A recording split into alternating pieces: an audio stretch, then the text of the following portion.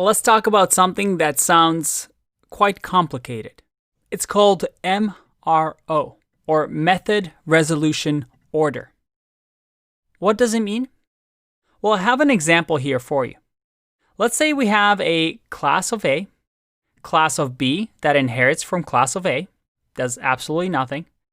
And then we also have class C that inherits, again, from A.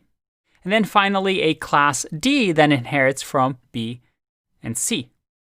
So we have two classes that do absolutely nothing, and then a class A and class C that have the same class object attribute. And I've actually drawn out how this relationship looks like. You see that D has multiple inheritance from B and C inherit from A. And MRO, or Method Resolution Order, is a rule that Python follows to determine when you run a method, which one to run. When you have such complicated inheritance structure, MRO is a rule that says, hey, do this, and then do that, and that's the method that you should run. Let me show you what I mean. Let's say I wanted to do print d.num. What do you think will happen here? Let me move this out of the way or comment this out. If I run this, can you guess what's going to happen? If I click run, I get 1. Is that what you expected? Let's look through this. D inherits from B and C, and then those inherit from A. So we get 1 because the MRO, the Method Resolution Order, is that it doesn't go D, B, A. Instead, it goes D, B, C, A. Let's think about this a little bit more. MRO is simply saying what's first in line. If things are common between classes, methods, or variables, or attributes, what should I pick? And there's actually a good way for us to check this. If I do MRO and then run it like this, if I click run, look at that. This is the order, or the MRO of this class. It says, hey, I'm going to check D first. If you call, let's say, d.name or d.num, I'm going to check main.d first. So I'm going to check this class. Then I'm going to check main.b. So I'm going to check B. And then I'm going to check C. And then I'm going to check A. And then finally, I'm going to check the base class object. Again, we've seen that before. It's the base class that all objects in Python inherit from. So that's the order that it checks for num. If we pass all of these, and I click run, I'll get an error. D has no attribute num because it went through all this path, even checked the base object, and never found num.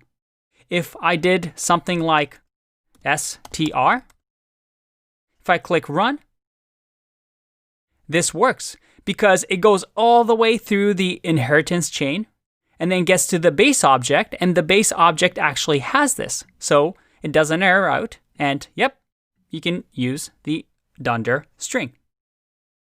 Now, I found a great example here to show you why inheritances can be confusing and why things like MRO you might want to avoid, or at least be conscious of. So let's copy this code, and let's just remove all of this, and we're going to play a little game.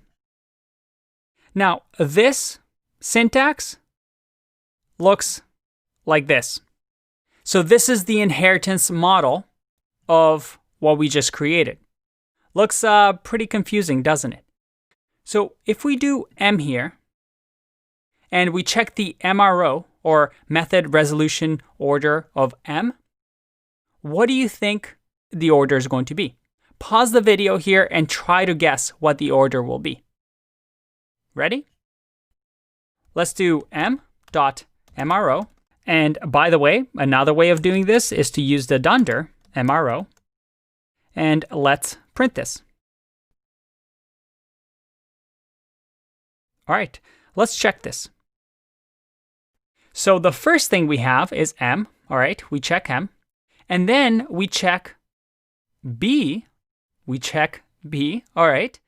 And then we check A. So we check A here. And then we check X. X over here. Then Y. Then Z. Then the class object. Is that what you guessed? Let's look at the code. Why this order? Well, the order is because of the way that we're passing in the parameters. You see, B is passed before A and Z. So that means the order of MRO is going to be B, then A. But hold on. After B and A, what was that? Well, after B and A, we have class X. Why did X come before Z? So instead of going to Z, let's make this a little bit bigger. Instead of going to what we would have thought would be Z, it goes to X, then Y, then Z, then the object. This is because of the algorithm that they use for doing MRO, which is called depth first search. Now, this is beyond the scope of the course. But as you can see, it's quite a bit confusing. And as a matter of fact, Python actually changed the MRO rules from what we had previously in younger versions of Python. So this is another one of those things that got updated. But the reason I'm showing you this is because you're never going to get tested on this stuff. If you're writing code where the inheritance looks like this, I argue that you're writing bad code because this is overly complicated. We haven't even written any code actually inside of these classes, and it's already confusing. So MRO is there as a way to define what order you're going to inherit in, and you can always use the MRO function or dunder to check this. But the reason I brought it here is not just trying to confuse you. The reason is that it exists, however, you should not structure your code in this way. This doesn't mean that this doesn't happen in the wild. Yes, it does. But at least you have a way of checking and maybe debugging your code when you see a problem like this. I'll leave a resource for you about MRO if you're really curious and you really want to understand how this algorithm works and how this order is actually determined. But the key takeaway is that this is the way that Python works to determine, hey, when you call a method or an attribute, this is how I'm going to look up the hierarchy of inheritances. All right, if your brain hurts, don't worry, so does mine. Take a break, and I'll see you in the next video.